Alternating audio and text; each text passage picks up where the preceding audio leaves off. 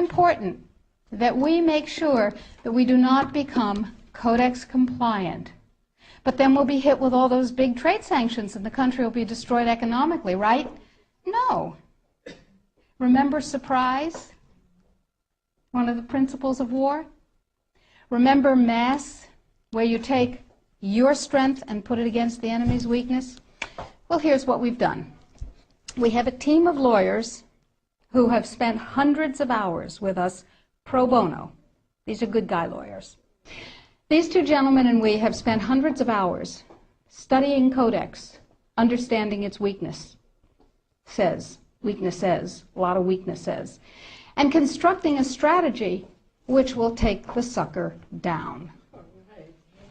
It will take it down. But I need you. You are people that other people come to for information about safe, healthy food and nutrients.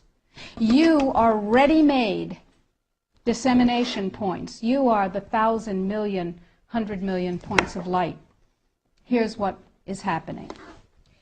Every country in the world has to be Codex compliant in order not to get hit by WTO trade sanctions, as I told you, if they're members of Codex in the WTO. And there are a few countries that are not, but I guarantee you they're not of any major significance. So, the question is, what does Codex compliance mean? Well, most people, most countries, most legislators believe that it means they have to adopt as their national standard on that particular subject what Codex ratified. But that's not the case any more than we're in the WTO. That's not the case either. What it means is that the format, the issues, and the subjects covered by a Codex guideline, standard, or regulation have to be addressed in the country's guideline, standard, or regulation on the same topic. So, what we have done is create the first of many alternative Codex guidelines.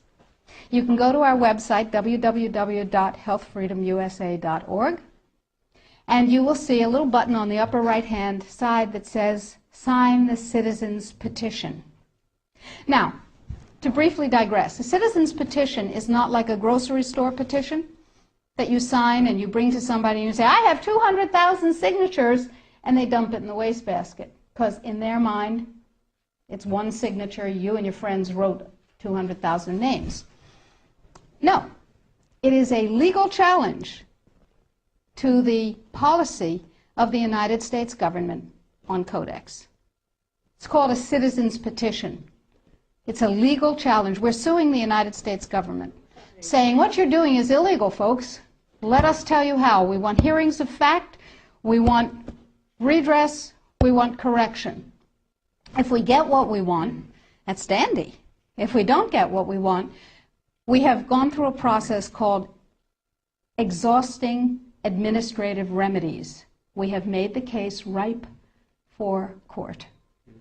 Okay, so I need you and everybody you know to sign the citizen's petition saying this is a bad policy, en masse. And you do this on the web, and you'll see the instructions, and we present the thousands and thousands and thousands of actual physical pages that we print out with people's signatures to the U.S. Codex Office and to the FDA, and they don't like that at all. But that's okay. However, this time, this is the Second Amendment of the Citizens Petition that we're asking you to sign. This time, the revised Vitamin and Mineral Guideline is part of it. It's part of the lawsuit saying this needs to be U.S. policy. The more voices that say, this is what I want, and you work for me, Mr. and Mrs. Bureaucrat and Mr. and Mrs. Congressman, Mr. and Mrs. Senator, the more voices, the more weight. So step number one is read and sign the citizen's petition. Step number two is disseminate the information, the web link. Tell everybody you know. Put it out in your office. Get your patients, your friends, your neighbors, your suppliers to sign the citizens' petition. And your suppliers, the companies that you use, are going to tell you that you're out of your minds. They will tell you that Codex is not a problem. And they will tell you, anybody here have a dog? Okay. Dog owners know that you ask a dog to heel, sit, down, stay. That's Codex in this country and worldwide. Because the more people who are in Codex coma, the less trouble they have getting this through. So the NNFA, anybody here ever heard of the NNFA? Everybody's heard of the NNFA. Did you know that the members of the NNFA are not just health food stores and manufacturers, but include companies with names you may have heard? Pfizer, Merck, Monsanto, Bayer, BASF, Archer Daniels Midland, Chemet, Eastman Chemical, I could go on, GlaxoSmithKline Wellcome, Wyeth Airest, you get the idea. Why?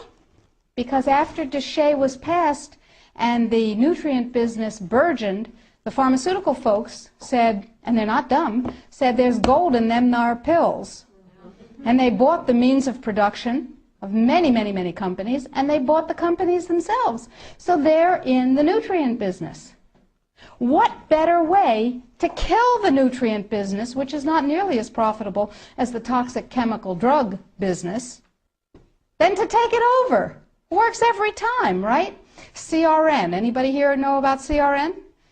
Council for Responsible Nutrition. Same members. They have lots of multi-level marketing companies. Same members. Okay? And they're serving their members' needs. They're saying, CRN is saying, yay, Codex is coming. It's going to protect us from those dangerous vitamins and minerals and herbs. And CRN is saying, bye. Go to sleep, lullaby, and good night, everything's fine. And they use a report that they commissioned at a reputed cost of $800,000. A report, Sidley, Austin, Brown, and Root, a law firm in Washington, wrote a report for them. And it said, lullaby, and good night, everything's fine. It won't have an impact on the United States, everything's fine. Sidley, Austin, Brown, and Root has one major client, whose name you might know, Merck.